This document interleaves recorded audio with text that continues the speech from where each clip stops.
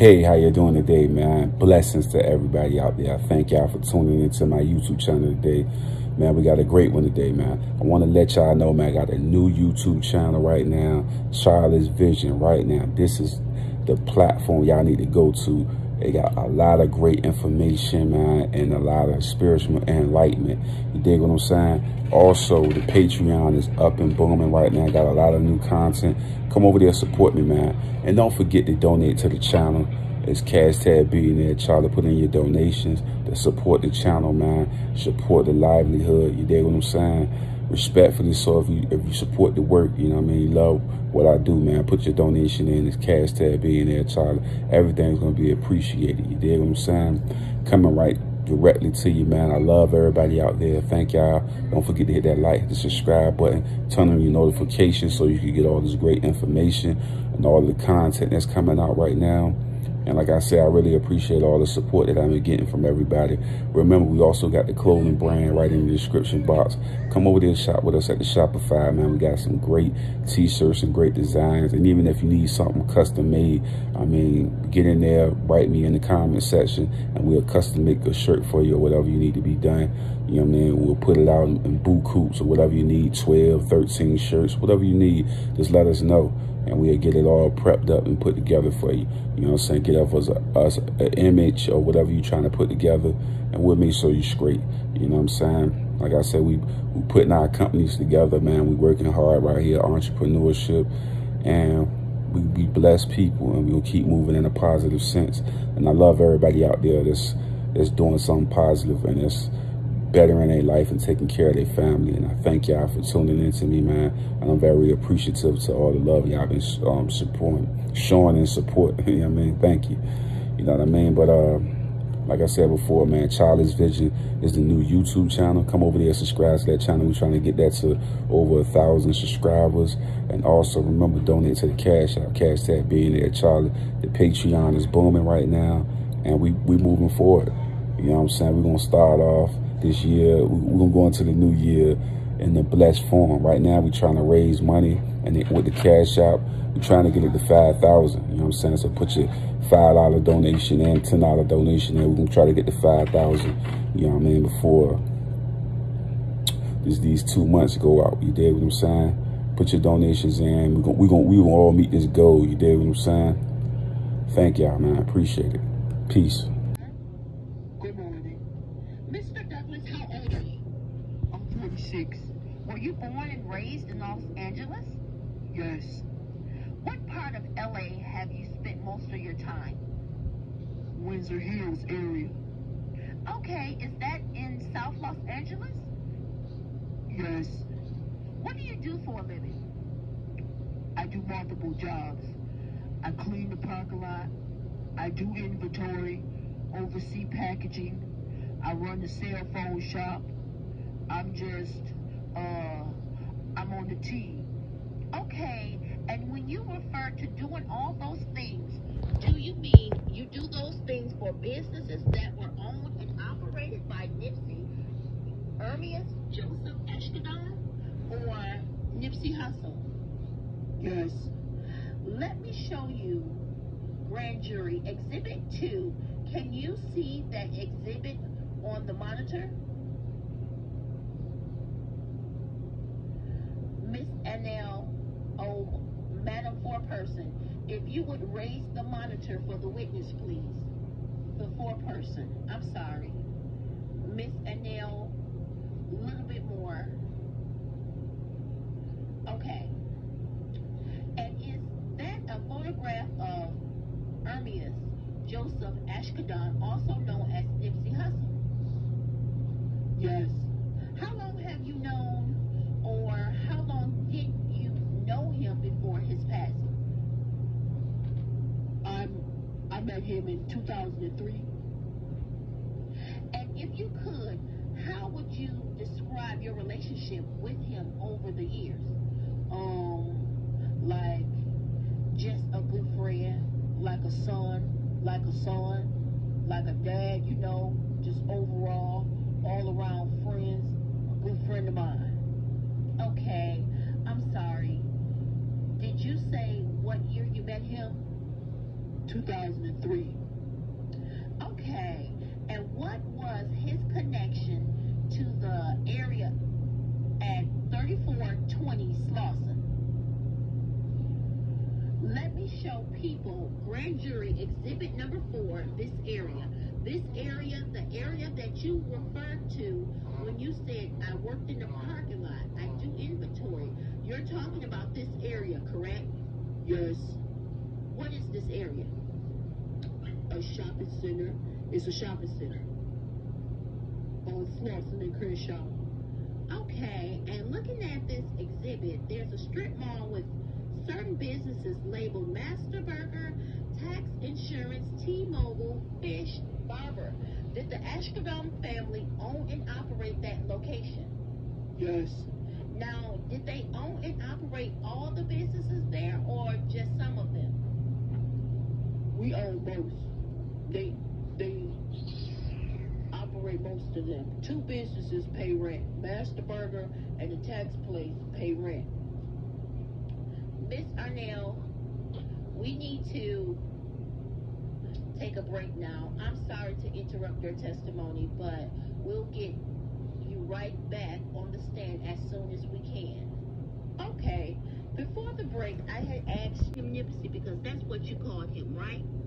Yes, Nipsey's connection to this area, and you said that the family owned this entire plaza and operated the barbershop, what was going to be the fish restaurant, the T-Mobile store, and the Marathon clothing store, correct? yes, And then they leased out the business space for the Master Burger and the tax and insurance business, correct? we have the insurance company too. Okay, That's our storage. okay. And just so the record's clear, you're referring to the grand jury exhibit number 4. Go ahead, Mr. McKenna. How often, and the person that asked that question was Miss Arnell. I'm sorry, I should have said that. Okay, back to asking these questions. How often did Nipsey visit this area? Let's say in a year before his death. How often would he come by this location? If he was in town, I would see him just about maybe every morning. He would roll up, like maybe he'll catch me out there maybe 8:30 in the morning, 7:30, or I would see him going down Slauson to drop his daughter off. If he was in town and he wasn't on a show, he would just show up about every day or every other day. Okay, In the morning times. in the year before his death, give us a sense of how often that was. I would say 3-4 times a week if he's in town. If he's in town, Yeah, how often? Were there some months when he wouldn't come at all? no. Okay, so If he had a busy work schedule or whatever, it may be. If he was in town, he was definitely coming by the shop. So, is it fair to say that if he visited this area at least once every month in the year prior to his death, Yes, and it would vary depending on what his schedule was, whether he would be there a couple times a week or maybe some weeks not at all. yes. So when he visited this location, were there public appearances? Were they announced visits, or would he just stop by and just work the business? He would just stop by. When he was there, generally speaking, what would he do? Normally he would roll up and just be in his car. Most of the time texting or whatever. He would get out his car occasionally and talk to people but most of the time he would roll up and basically sit in the car, you know. If he had an appearance or if it was a public event, then we would all know. So he normally would just roll up on his own. When he visited on prior occasions, that's prior to March 31st, would he typically arrive there alone or with security? Always by himself. He would always. Only time he ever really had security is when he was on the road or on tour. As far as being in the inner city or coming to the job, he never had security ever. Were you expecting to see him on March 31st? No. When did you first become aware that he was at the location that day? Just that day, I was doing my normal rounds or whatever it may be, and looked out, and he pulled up in the parking lot. Approximately what time did he get there? You know, I have no idea, but it had to be around lunchtime because I had just ordered my lunch. So I normally take my lunch. Around 1, so I'm not really sure of the exact time though. And if you could tell us, was there anything distinctive about the way he was dressed that day? Nipsey? Yes. Distinctive? I remember he had on some shorts. Do you recall whether he had anything on his head? Oh yeah, the do-rag on his head. What color was the do-rag? I'm not sure. I can't tell. I can't recall offhand. All right, let me show you. I want to say blue. I'm not sure. I'm going to show you a part of the video from the grand jury exhibit number 11. Miss Annelle, before you do that, Mr. Douglas, can you explain to the grand jury who may not know what a do-rag is? It's like a wave cap to keep your hair. It's a wave cap, something to keep your hair. When your hair get braided, something to put on your head so it won't freeze up. Miss Annelle, thank you. All right. Grand jury exhibit number 11 has video from 3 different cameras. This will be cam number 6, and this particular clip has a date and time stamp at the top left. I'm going to go to 13:42 and 50 seconds and ask you to watch some of this video here. Now I want to call your attention. Let me approach. I want to call your attention to the top right portion of the video as we look at it, okay? I'll start at 13 minutes, 13:42:29. We're looking up here. Exhibit 11, Cam 6, play. Now, in the interest of time, I'm going to advance this clip to 13:46 and ask you to focus on that same. Did you see a dark colored vehicle pull in and park in front of the barber shop? Yes. Okay, I'm going to ask you to continue to focus on that video, and I'm going to go to 13:46. You see the person getting out of that vehicle? Yes. Do you recognize who that is? Yes. Who is that? Nipsey Hussle.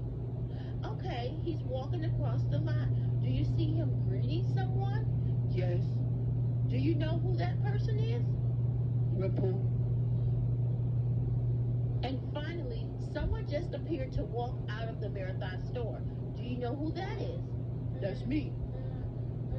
So does this video clip accurately show Nipsey's arrival to the store that day? Yes.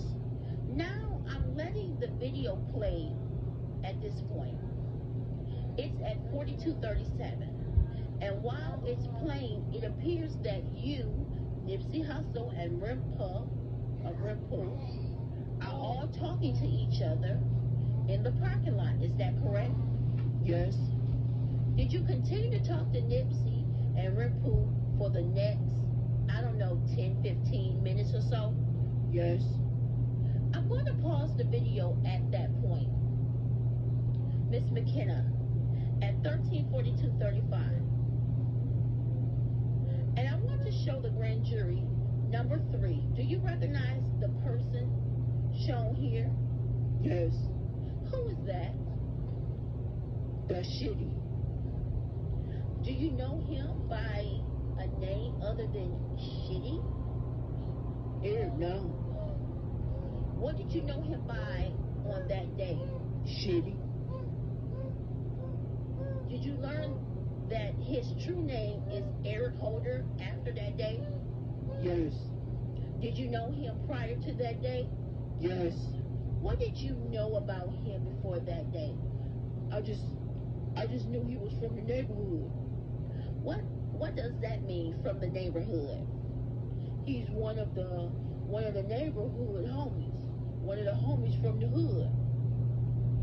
Now, you testified earlier that this area of Crenshaw and Slauson is an area, well, maybe you didn't. Let me ask you, is there a gang that hung out, sort of claim the area where the shopping center is? That's Rolling 60s. How do you know that it's the Rolling 60s neighborhood? That's where I'm from. Okay. So you're a member of the Rolling 60s gang? No, I'm an ex-member, but yes. Okay. And what about Nipsey? Do you know if he's from the Rolling 60s? Yes. And what about Holder? Yes. Do you? Yes. You believe he was too? Yes, he was. Okay. Did you see Holder that day? Yes. How did you first become aware that he was at the location? When he pulled up in the car, Nipsey had spotted him and asked Renpoo, "Is that Shitty?"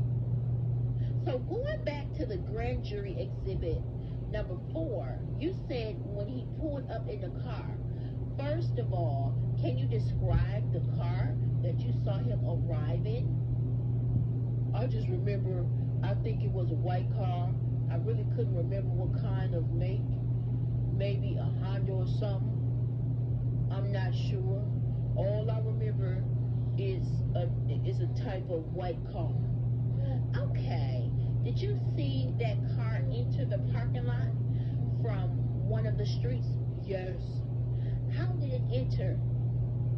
Off Slauson. Okay. I'm pointing to Slauson Avenue. Yes. Did it enter into the driveway closest to the barbershop? Yes. And that means that when it entered, it was facing southbound, correct? Facing south? Meaning it faces the Marathon store. Yes.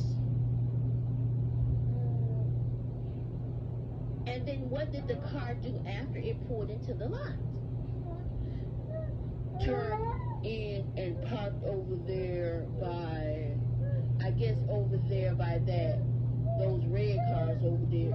It came across and pulled in right over here somewhere. Over where I'm holding the pointer. Yeah, somewhere close like that, about there. So basically parked in front of the Master Burger, correct? Yeah, but closer to these cars though. Yeah. Closer to the row of cars that's in the northern part of the parking lot. Yes. Miss Arnell, that's closer to Slauson? Yes. Miss Arnell asks, I'm start saying that. Miss Arnell asks, which is Madam 4 person. And if you're going left to the right, the number 2 car is a red car. So it was right in front of that car, front or behind that car? Right in between those two somewhere up there. And you testified that? I'm sorry, Mr. Douglas, but we take our lunch break at this time, and I had hoped we would be able to finish with you before lunch, but we're not going to be able to, so we're going to have you come back. Our lunch is 11:30 to 1, so we'll have you back on the stand right at 1, and then we'll get you off as soon as we can, okay? Yes. Okay, Mr. Douglas, at the break, I think you were testifying about seeing Mr. Holder arrive. Do you recall that? Yes. And you described how he entered the parking lot in a white car from Slauson, correct? Yes. Was he the driver or passenger in the car? Passenger. Does that mean that when the car first went by your location, he was closer to you than the driver was? Yes. And you testified that when the car went by, Nipsey made some reference to him. Is that correct? Yes. Tell us about that. Well, he made a reference to Rabu. Just, he was inquiring, is that shitty, cuz I think nobody hadn't seen him in some years. Okay, so you heard Nipsey say, is that shitty, as the car went by? Yes. When he said that, did you look into the car and see Holder in the passenger seat? No, the car had passed me, so I really couldn't see. I just overheard what he had said, and that's what got me curious of the car, and that's when Holder approached us. Okay, so my next question was, you described that the car coming to a stop in the parking lot, adjacent to Master Burger, closer to the northern row of cars parked in the lot. What happened next? Shitty got out of the car and walked up and spoke to us. Okay, when he approached you, can you tell us anything about how he was dressed? He didn't have on a shirt. He had no shirt on? He had no shirt on. Do you recall anything else about the way he was dressed?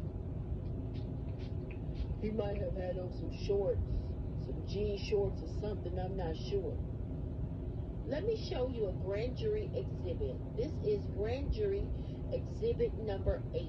Do you recognize the person in this exhibit? Yes. Who is that? Shitty Holder. Okay. And did he appear, meaning was he dressed the same on that afternoon as he's shown in this exhibit? Yes. Do you know this is some sort of cropped photo, but do you know the location where he was when this image was taken? Yes. Where is that? Master Burger. Do you recall approximately how long you were in the lot with Nipsey before Holder arrived? Maybe a good 30, 40 minutes, maybe. About 30 minutes, something like that. 30, 40 minutes. During the time period you were with him, did you ever leave his side? No. Meaning Nipsey's side? No. Miss Arnell asks, Mr. Douglas, can you get a little bit closer to the microphone?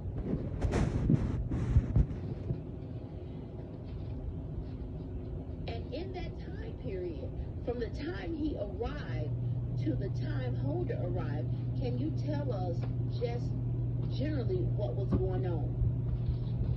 What was Nipsey doing? Well, when he got out the car, we started talking. I was just telling him how proud I was of him about the video he had did a couple days ago, just talking about the career. And he had just talking to Rampoo, just talking about it. Felt like old times again, you know, just talking and reminiscing. A couple people jumped out and wanted autographs coming out the store. He signed a few photographs and and talking to fans. Okay. And what was his attitude and demeanor like before Holder arrived? He was just kicking back, laughing, having fun, just being himself. Did his attitude or demeanor change any after Holder approached the group? It didn't really change.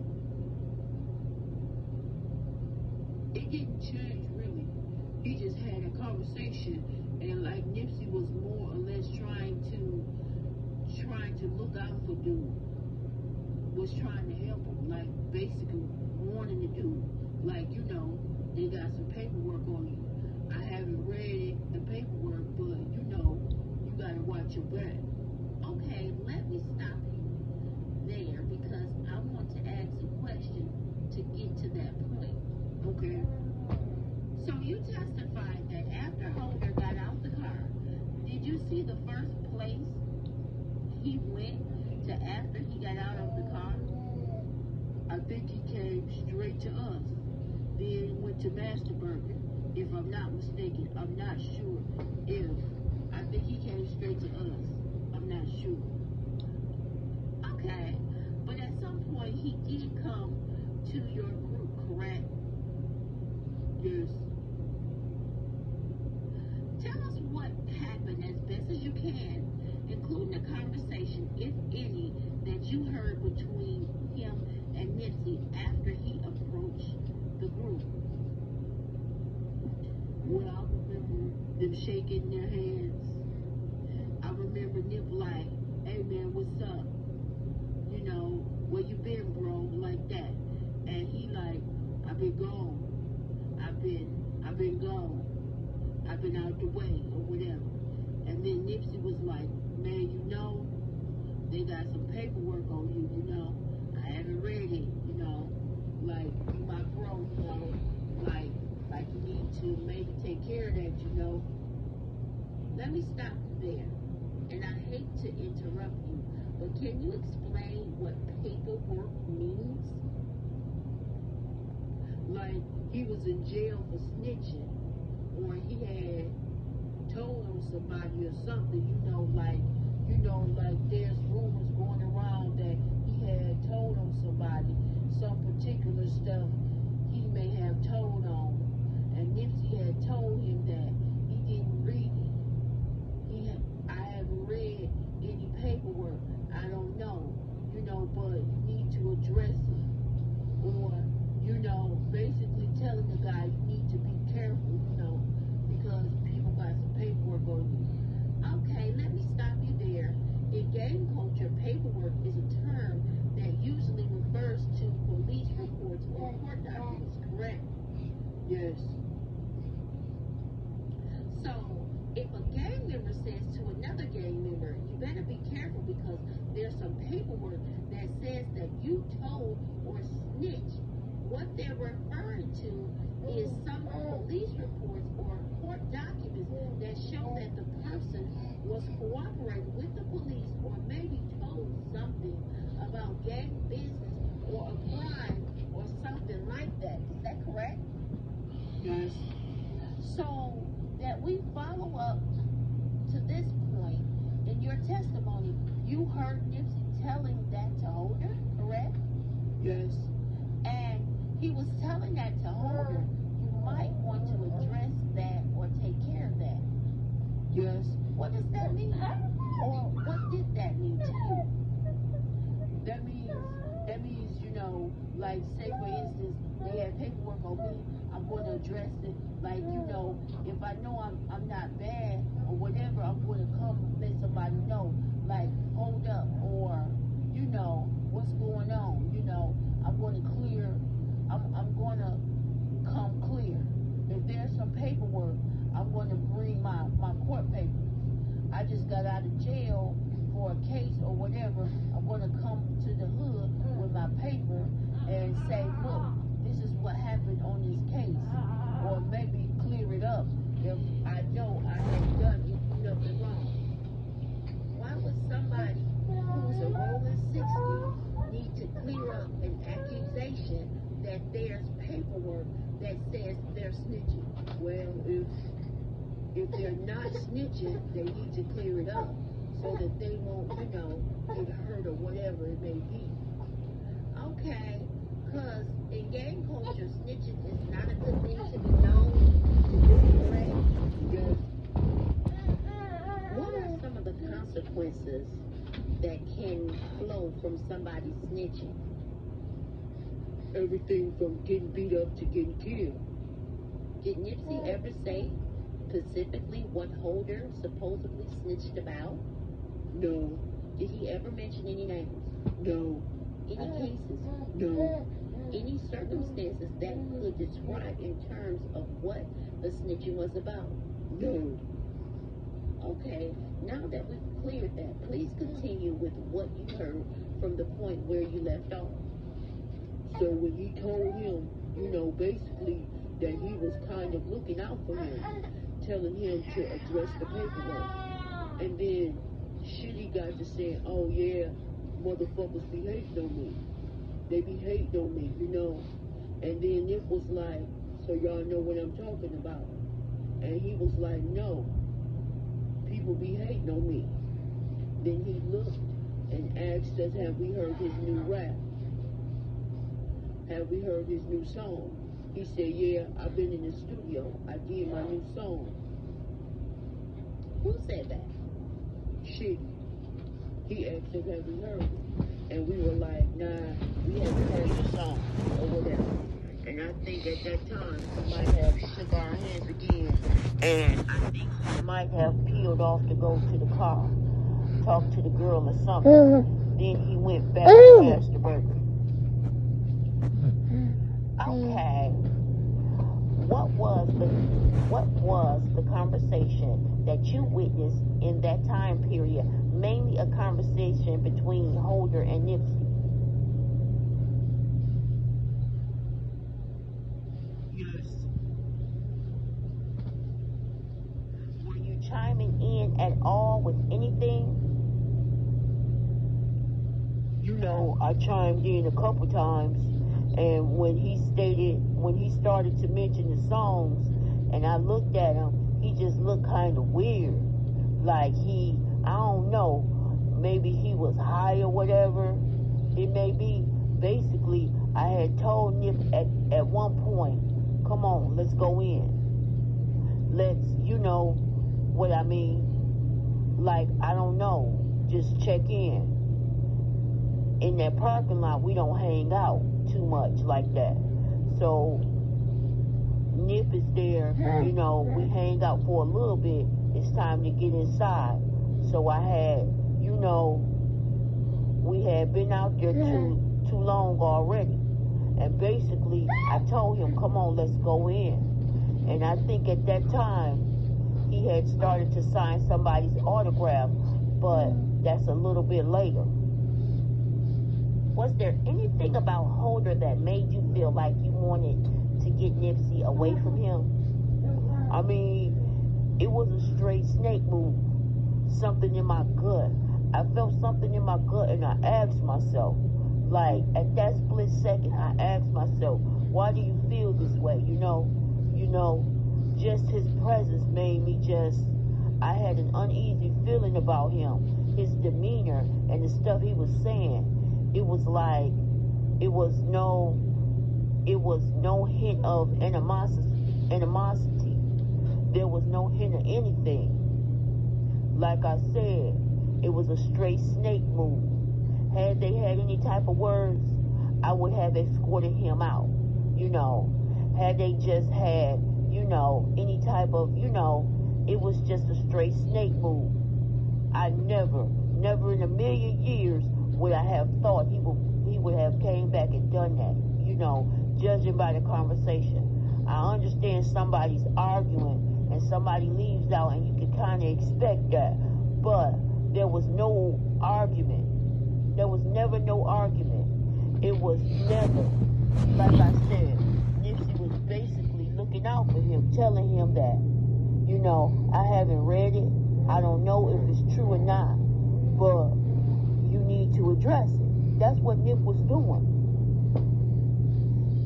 And what about Holder's attitude? I know you said that was a conversation that didn't seem particularly heated to you, right?